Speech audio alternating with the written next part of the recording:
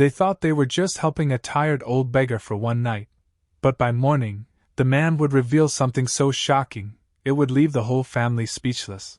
It was a cold winter evening when Ali, a kind-hearted young man from a small town, noticed an old beggar sitting by the roadside, shivering and clutching an empty tin cup. Most people passed by without even looking, but Ali couldn't ignore the sight. The man's frail hands trembled, his clothes were worn and torn, and his eyes held the heavy weight of years of struggle. Without thinking twice, Ali walked over and asked softly, "Uncle, have you eaten anything today?" The old man shook his head, too weak to speak much. Ali felt a tug in his heart. He didn't have much himself, just a modest home he shared with his parents and younger sister, but he couldn't leave the man out in the cold. "Come with me," Ali said, helping him stand. The old man hesitated, looking unsure, but Ali's warm smile gave him courage. They walked through the chilly streets, the old man leaning on Ali for support. When they reached his home, Ali's mother was surprised to see them. At first, she was hesitant. Bringing a stranger into the house wasn't something they had done before. But when she saw the man's condition, her heart softened. She quickly set a plate of hot food on the table, while Ali's sister fetched a blanket. The old man ate slowly, his eyes glistening with gratitude. For the first time in years, he felt the warmth of not just a home, but of genuine kindness. As Ali prepared a small bed for him in the spare corner of the room, none of them realized that this simple act of compassion was about to change their lives in ways they could never have imagined. The next morning, the house woke to the smell of fresh bread baking in the kitchen. Ali's mother was puzzled, she hadn't started cooking yet. When she stepped inside, she found the old man, dressed in the same tattered clothes but moving with surprising energy, kneading dough with practiced hands. "I hope you don't mind," he said in a gentle voice. "I used to be a baker, many years ago." Ali's mother smiled, touched by his effort, and invited him to continue. By breakfast, the family was sitting together, enjoying the warm bread he had made. Over the meal, the old man began to speak about his life, not in full detail, but enough for them to sense there was more to his story than met the eye. He told them his name was Kareem, and that he had once owned a small bakery in another city, but life's misfortunes had taken everything from him.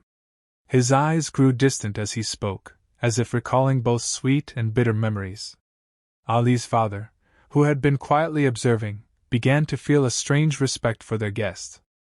Kareem, despite his hardships, carried himself with dignity.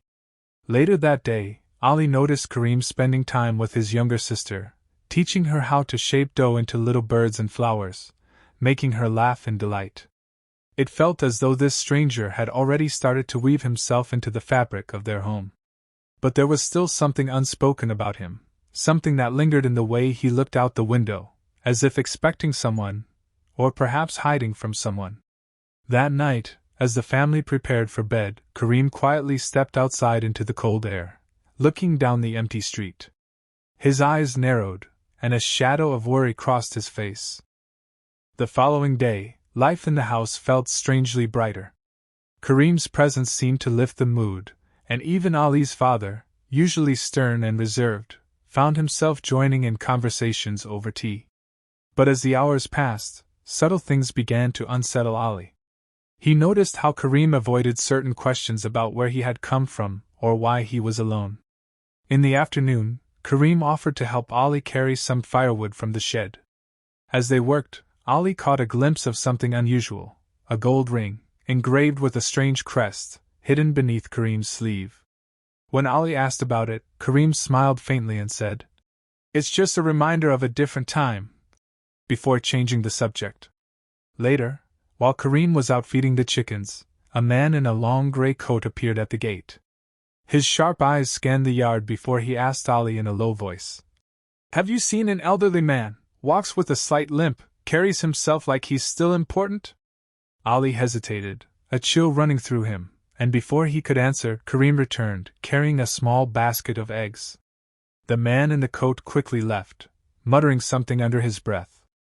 That evening, Kareem seemed quieter, glancing at the door every so often as if expecting it to open. After dinner, He asked Ali to walk with him to the edge of the village. Under the dim moonlight, Kareem finally spoke, his voice heavy. Ali, there are things about me you don't know. And soon you might wish you never brought me home. The words hung in the cold night air, leaving Ali with a gnawing sense that whatever Kareem was hiding was about to change everything. That night Ali couldn't sleep. Kareem's warning echoed in his mind, and every creak of the house made his heart race.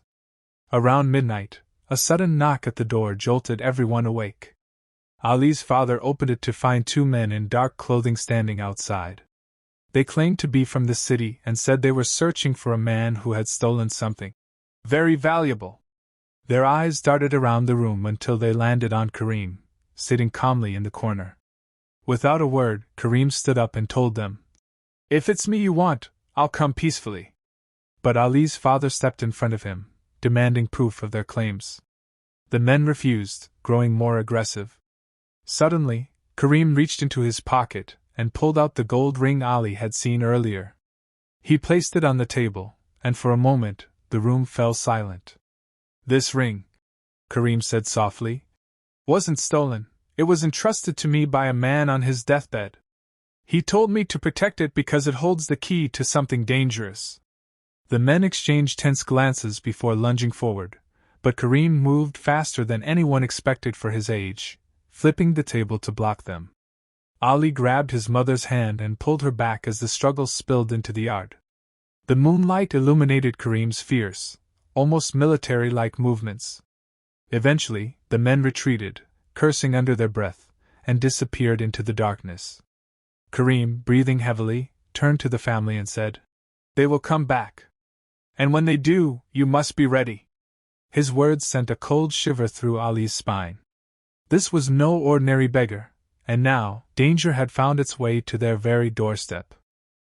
The next evening, the air in the house felt heavy, as if the walls themselves were holding their breath. Ali's family gathered in the living room while Kareem sat silently by the window, watching the road outside. The sound of approaching footsteps broke the tense silence. This time, it wasn't just two men, it was a group of 5, their faces shadowed under the dim streetlight. Without knocking, they forced the door open. Ali's father stood in front of them, his hands trembling but his stance firm. Kareem rose slowly, his voice calm yet commanding. "If you want the ring, you'll have to earn it." The men charged forward, but Kareem moved with a swiftness that seemed impossible for his frail frame. In seconds, he disarmed one and sent another crashing into the wall. Ali's father and even Ali himself joined the struggle, fueled by fear and adrenaline.